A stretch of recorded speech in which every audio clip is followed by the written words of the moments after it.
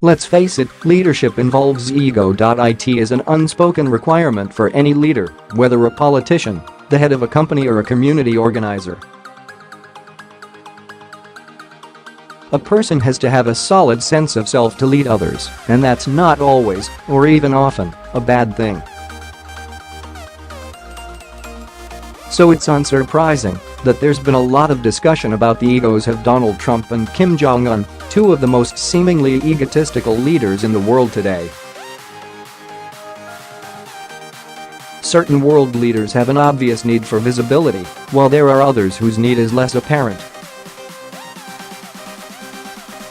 I think it's safe to say that for both of these politicians, visibility is central to how they do their work. In Singapore, the mutual need for visibility was very much on display between Trump and Kim. Though the lenses of multiple cameras, motorcades, crowds, and handshakes, both men wanted to be seen as confident, forceful and present in the center of the world stage. North Korean leaders have previously scrapped negotiations to consolidate their image of strength at the top of a regime, while Trump knows he is the first to get as close to North Korea as Madeleine Albright almost 2 decades ago. This meeting provides the limelight both have been chasing, which has been the motivation and the blueprint for how they have always interacted.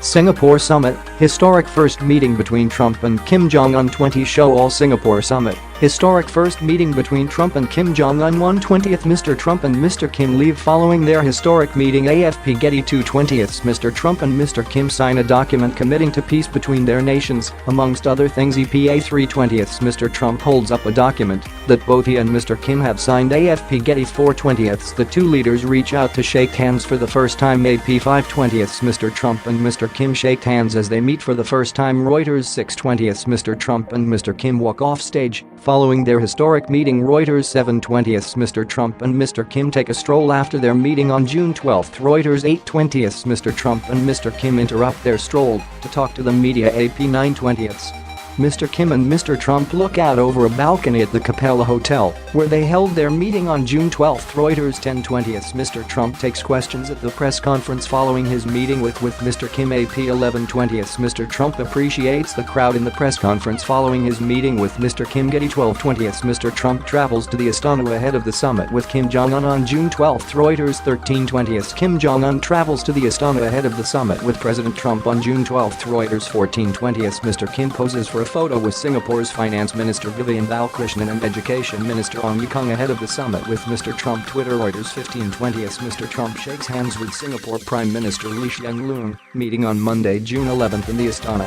Singapore's presidential palace. AP 16/20th At a working lunch on Monday, Singapore's Prime Minister surprised Mr. Trump with a birthday cake, an early celebration of his 72nd birthday. Later in the week. EPA 17/20th U.S. Secretary of State Mike Pompeo answered questions about the summit at a press briefing in Singapore on Monday, June 11th. Getty 18/20th U.S. President Donald Trump arrives at the Paya Lebar Air Base in Singapore on June 10th, 2 days prior to his summit with North Korean leader Kim Jong-un. Reuters 19/20th Mr. Trump and Mr. Kim met on Tuesday, June 12th in the Capella Hotel on the island resort of Sentosa, just off the south coast of Singapore. AFP Getty 20/20th Mr. Trump boards Air Force One following the summit. AFP Getty These two leaders have used strong and combative language as their primary method of public communication, presumably to let the other know they have no plan to back down as well as to show their strength to onlookers. In other words, both men seemed to understand perfectly one of the main components of basic communication skills, which is asking yourself, what do I want this audience to walk away with? In my opinion, neither of them wanted to lose face, and that made them willing to be confrontational in the run-up to the summit.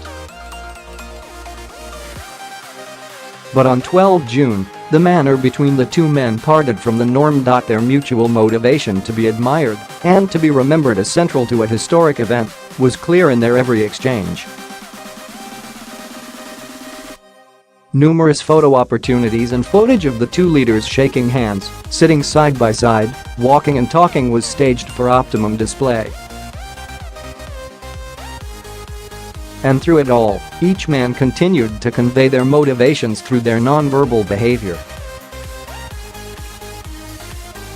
When they first met, President Trump shook Kim Jong-un's hand and also put his hand on his shoulder, which he tends to do when he meets other world leaders.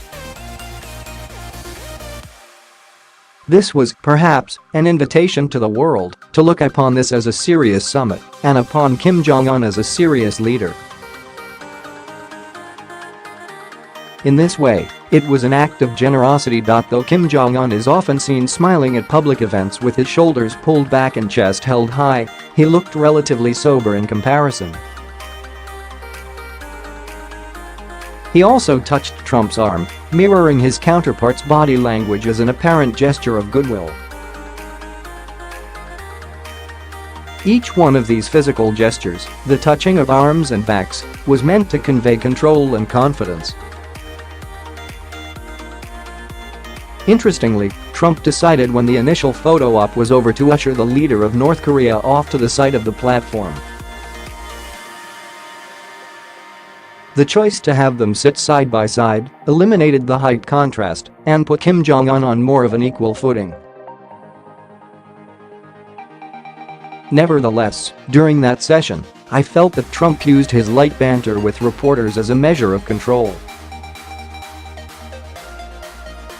He knew what he was doing, and he was familiar in an international media context. He wanted Kim to know that he was helping to direct the story, even while he wanted to put the North Korean leader at ease. It was a soft display of dominance. The real story will be how stable their communication will remain.